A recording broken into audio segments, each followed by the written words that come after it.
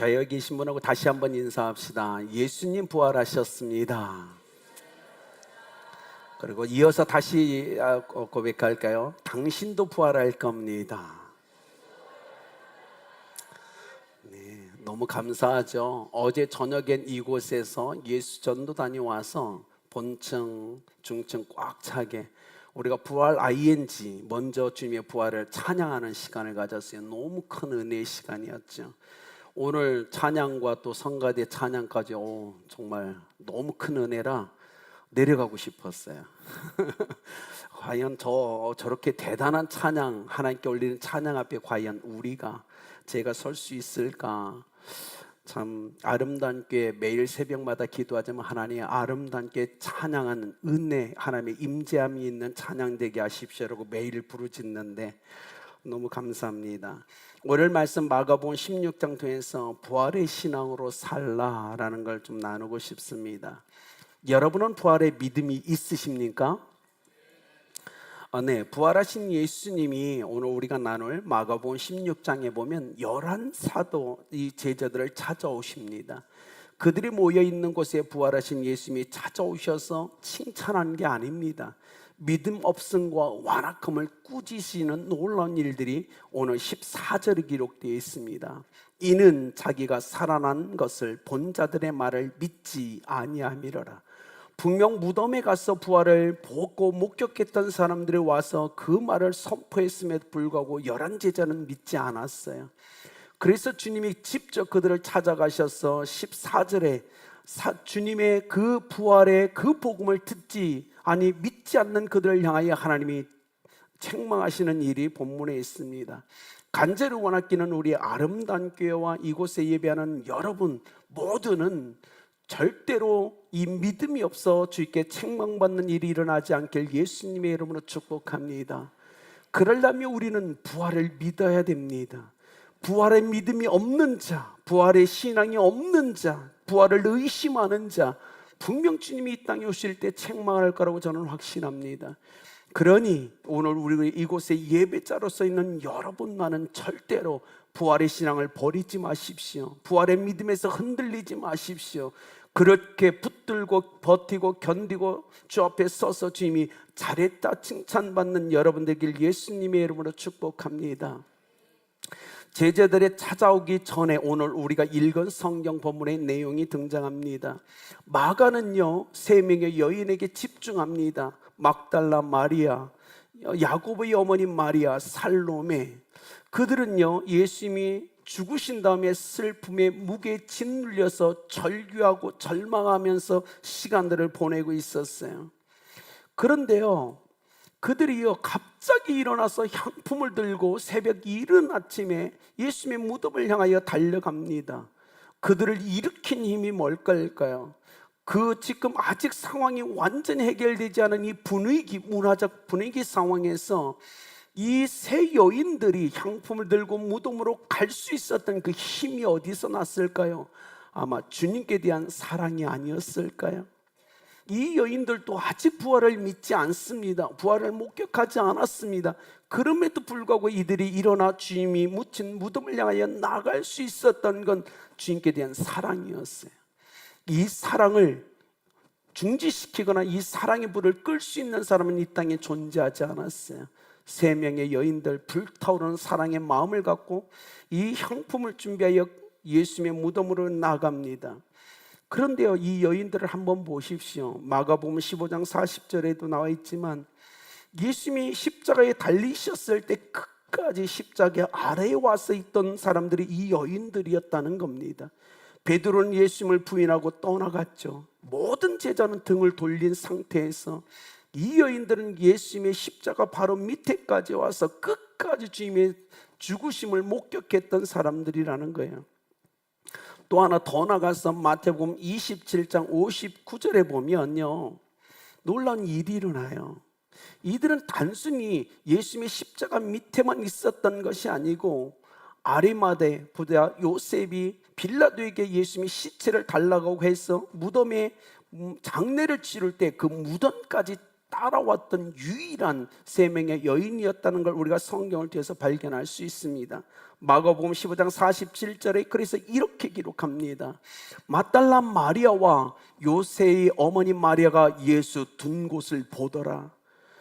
요셉이 시체를 가져다 장사 지낼 때 그들은 그곳에서 그 아리마대 부자 요셉이 예수님을 장사 지는 걸 끝까지 목격하고 있었다는 거예요. 다 떠나갔지만 그들은 장사 지는 이 무덤까지 왔었어요. 그런데요, 놀라운 걸 발견해요. 이 요셉이요, 장사를 지내는데 세마포와 수건은 감겼는데 향품을 바르지 않는 거예요. 왜냐하면 안식일이 끝날 시간이 2시간밖에 안 남았었거든요. 급한 마음에 장사를 치르고 있지만, 그러나 요셉, 아리마대 부자 요셉은 예수님의 몸에 향품을 바르지 않았어요. 당시 유대인의 관념상 장례식에 3가지가 필요했어요. 향품과 머리 쓰는 두건과 수건과 세마포 수위였어요. 근데 여성들의 이 세밀한 눈으로 보니까 나를 사랑하시는 주님, 나를 그렇게 아꼈던 주님, 그 주님을 장사하는데 향품을 빠뜨린 겁니다. 가슴이 너무나 아팠죠. 마지막 예수님의 마지막을 가장 최선을 다하여 온 마음을 가지고 장세를 치루어져야 되는데 그 몸에 향유를 붓지 않는 모습을 보면서 가슴이 찢어진 거예요. 그래서 그들은 돌아옵니다. 돌아와서 그들의 향품을 준비해 놔요. 안식일이 끝난 다음 날 다시 가야 되겠다. 주님의 마지막을 저렇게 보내면 안 되지. 우리가 주님을 사랑하는데 그러면 안 되지. 얘기하죠. 여러분, 그런데요, 놀라운 일이 일어나요. 그 다음날 새벽 밝자마자 향품을 들고 달려가는데 그 당시 상황에서 달려갈 수 있는 상황이 아닌 거예요. 왜죠? 여러분 보십시오. 예수님이 죽은 지 얼마 안 되십니다. 분명히 이 여인들이 다시 그곳에 가면 오해의 소지가 너무 많았어요. 사람들이 엄청나게 그들을 비난할 겁니다. 두 번째, 인봉하고 군사가 지키는 무덤에 접근했다는 그 사실로 형벌을 받을 수도 있고 체포될 수도 있었어요. 또 하나, 그들이 꾸민 대로 그 여인들이 예수님의 시체를 훔쳐갔다라는 누명도 쓸 수 있는 상황이었어요. 그런데 그들 가슴 안에 불타오르는 주님께 대한 사랑을 끌 수가 없었죠. 그들이 새벽 일찍 세 여인들이 연약한 몸을 끌고 무덤을 향하여 나갑니다. 그리고 이렇게 얘기합니다. 우리가 가긴 가는데 주님의 몸에 이 향품을 발라드려야 되는데 저 큰 돌을 누가 옮겨줄 수 있을까? 그들은 알고 있었어요. 그 큰 돌을 옮길 수 있는 그 힘이 그 여인들에게 없었다는 사실을. 무덤을 향하여 나가는 여인들에게 3가지 문제가 존재했어요. 첫 번째는요, 그 돌을 역사학자들에 의하면 1.5톤에서 2톤에 달하는 아주 큰, 오늘 성경에는 이제 큰 돌이었어요. 3명의 여인이 아무리 힘써 본 듯 1.5톤에서 2톤 되는 돌을 굴릴 수 있는 가능성은 거의 없었습니다. 그럼에도 여인들은 향품을 들고 나가는 거예요. 두 번째, 그 무덤은요, 마태복음 28장 66절에 보면 로마 정부에서 인봉을 쳤다고 했어요. 인봉되었다는 건 뭐냐면 진흙을 이겨서 돌 무덤 옆을 다 막아버린 거예요. 그리고 거기에 방을 붙여놓은 겁니다. 아무도 이걸 건들면 안 돼요. 로마 정부가 했기 때문에 그래요. 세 번째, 그곳엔 뭐죠? 군사들이 지키고 있었어요. 연약한 여인들이 향품을 갖고 그 무덤에 도착한들 이걸 가능할까요? 아마 불가능하지 않겠어요? 그럼에도 불구하고 사랑하는 주님의 무덤 앞에 그 장사를 목격했던 사람을 가만히 있지 못하고 향품을 들고 뛰어가는 이 여인들의 모습을 보십시오. 여러분, 그렇게 주님을 사랑하십니까? 불가능한 일을 위해서 오늘 자기네들이 온 마음을 다해 향품을 준비해서 뛰어나가는 그 여인들의 모습만큼 여러분 주님을 사랑하십니까? 저는 이렇게 봤어요. 하나님이, 부활하신 예수님이 하늘에서 부활하신 그 주님이, 또 그를 보내셨던 아버지 하나님이 향품을 준비하고 이른 새벽에 무덤을 향하여 나아가는 그 여인들을 봤을 때 하나님 마음은 어땠을까?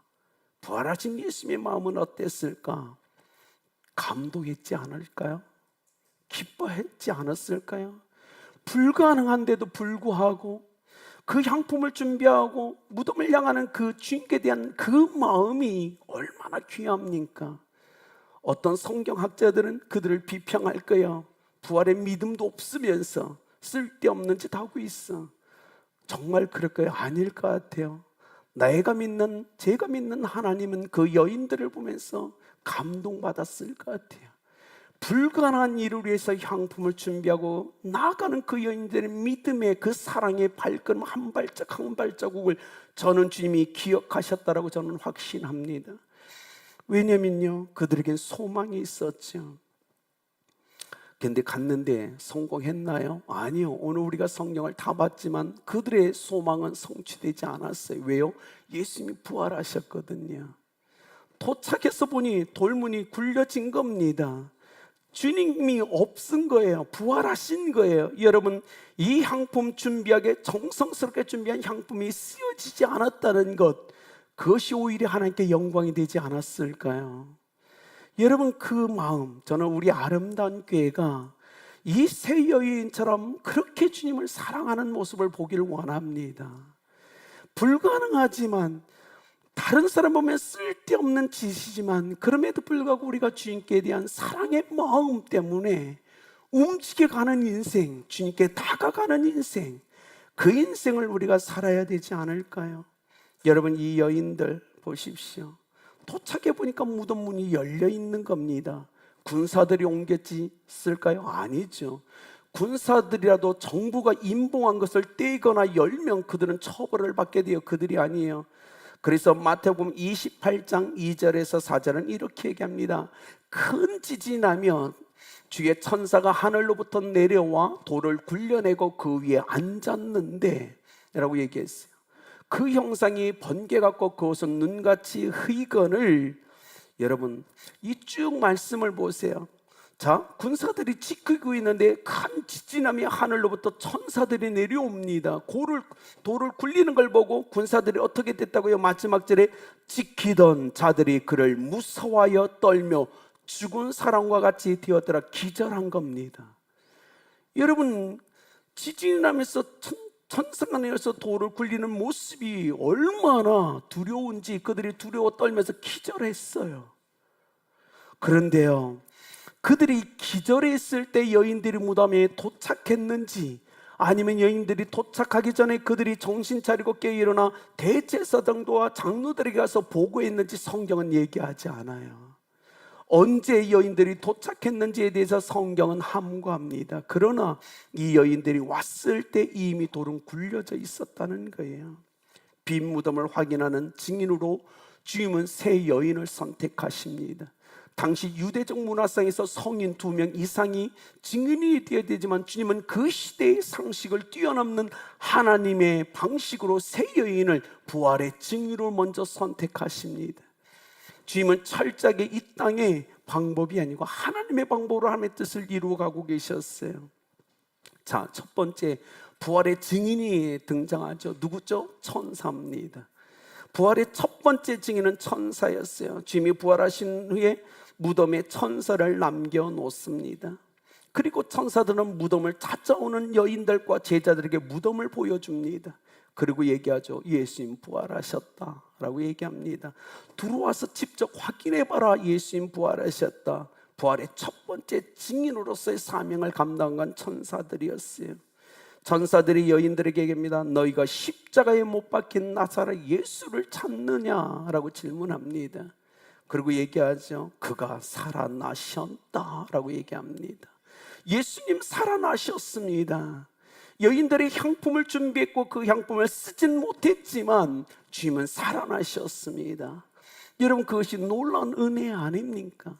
신앙생활을 한다는 건 죽은 예수님을 찾는 게 아니에요. 신앙생활은 살아계신 주님, 부활하신 주님을 찾는 게 신앙생활이라는 사실입니다.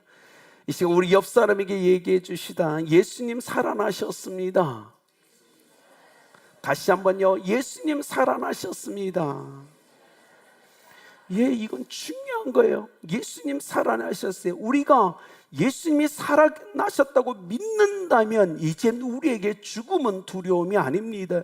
죽음은 죄의 형벌이 아닙니다. 우리에게 죽음은 영원한 천국과 안식에 들어가는 하나의 관문일 뿐입니다.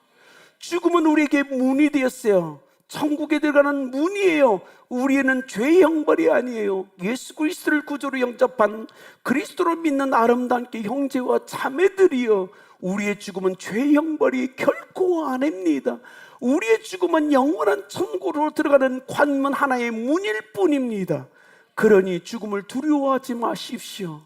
주님은 살아나셔서 우리에게 죽음의 개념을 완전히 바꿔주신 분이에요. 그런데 왜 그리스도인이 살다가 주의 부르심을 받을 때 죽음을 두려워하십니까? 오늘 믿음을 소유했으면 좋겠어요. 그렇다, 나에게 죽음은 두려움이 아니다. 나에게 죽음은 죄의 형벌이 아니다. 나에게 죽음은 천국을 향하는 하나의 문일 뿐이다. 이 믿음을 소유하시고 인생을 사시길 예수님의 이름으로 축복합니다. 여러분, 우리가 죽어서 우리가 무덤에 있는다 할지라도 주님은 그저 키우셔서 얘기할 거예요. 일어나라, 너희 안식처는 이곳이 아니란다. 영원한 안식처를 내가 준비했으니 그곳으로 가자라고 부르지 않을까요? 여러분, 우리는 그 말씀을 기억해야 돼요. 고린도전서 15장 54절에 이렇게 얘기합니다. 이 썩을 것이 썩지 아니함을 입고 이 죽을 것이 죽지 아니함을 입을 때 사망을 삼키고 이기리라. 여러분, 예수님 보세요. 썩을 육체가 썩지 아니할 것을 입습니다. 죽을 육체가 죽지 아니함을 입습니다. 사망을 승리하신 거예요.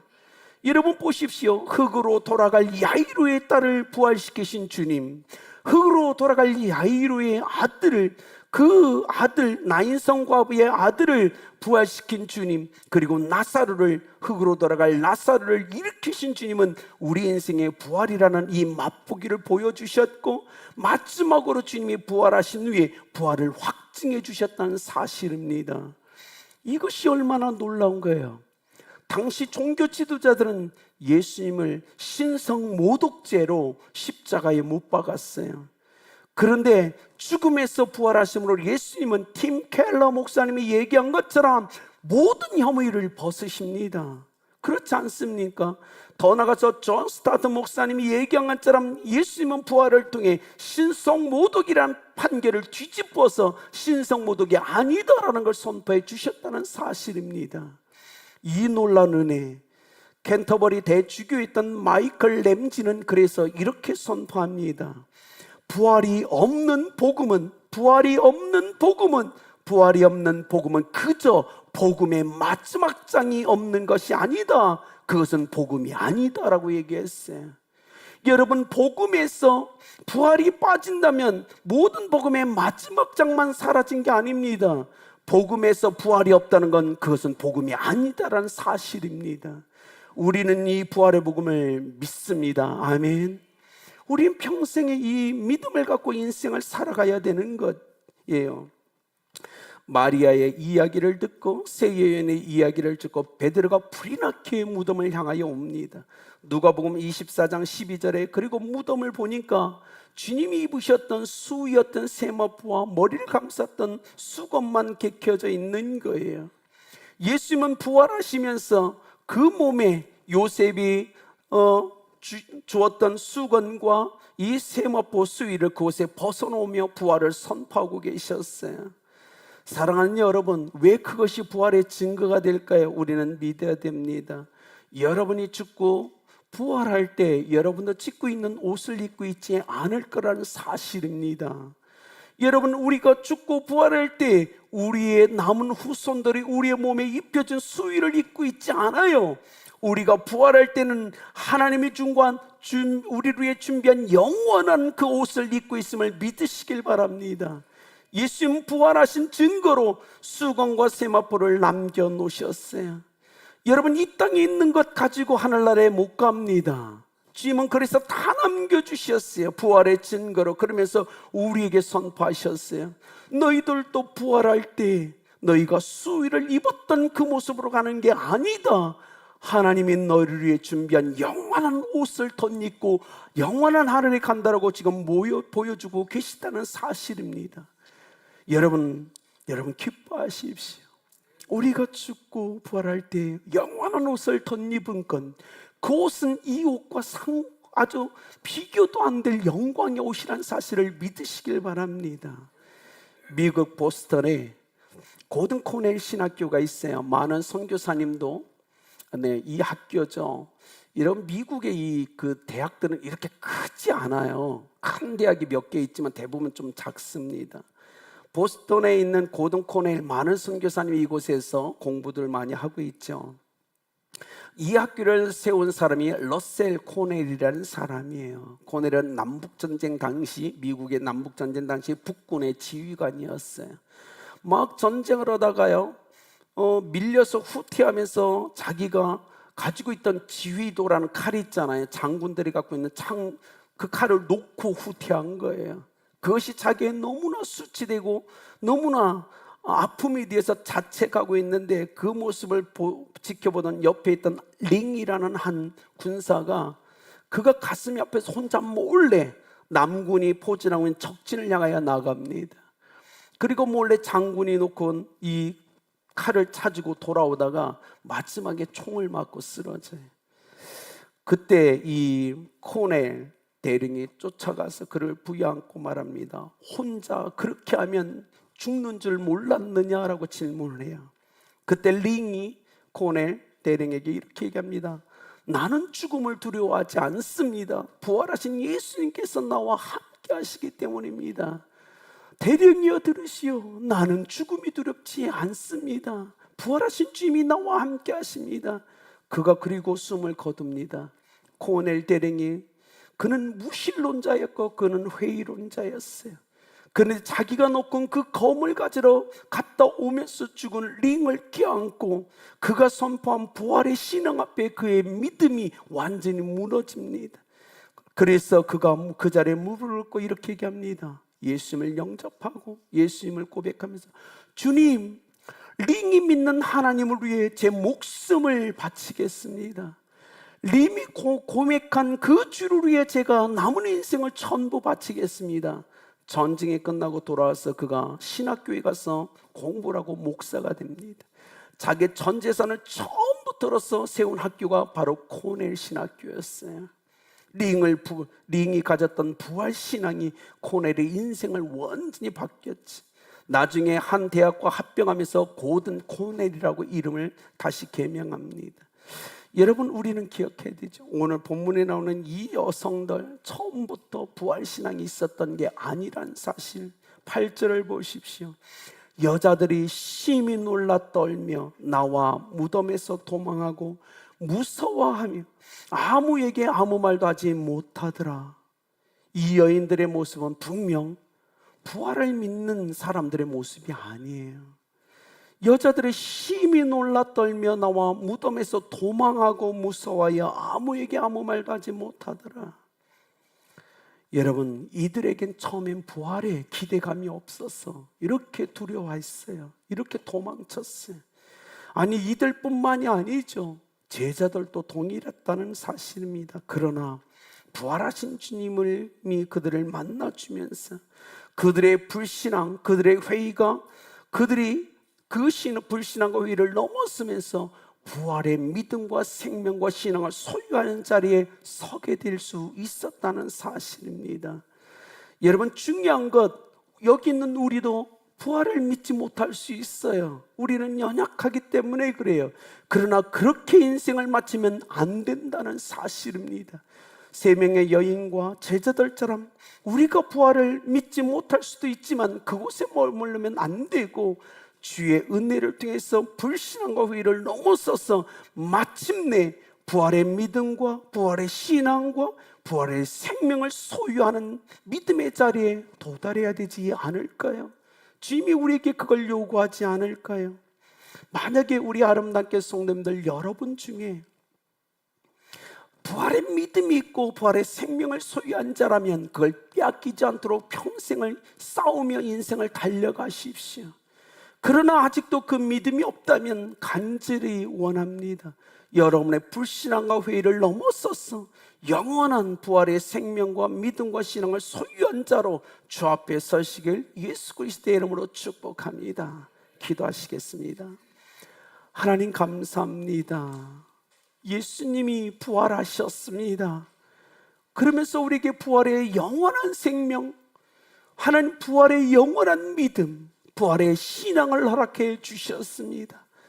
우리 아름다운 교회와 성도들은 이 믿음, 이 생명력을 놓치지 않도록 평생에 동행하여 주옵소서. 그렇게 역사하실 하나님 존귀하신 이름을 찬양합니다. 하나님, 이곳에 있는 사람들 중에 부활의 믿음이 없다면 하나님 부활의 믿음을 더하여 주옵소서. 저들도 부활의 생명을 가지고 인생을 살 수 있도록 역사하여 주옵소서. 아버지 하나님의 은혜와 긍휼을 구하며 예수님의 이름으로 기도드렸습니다.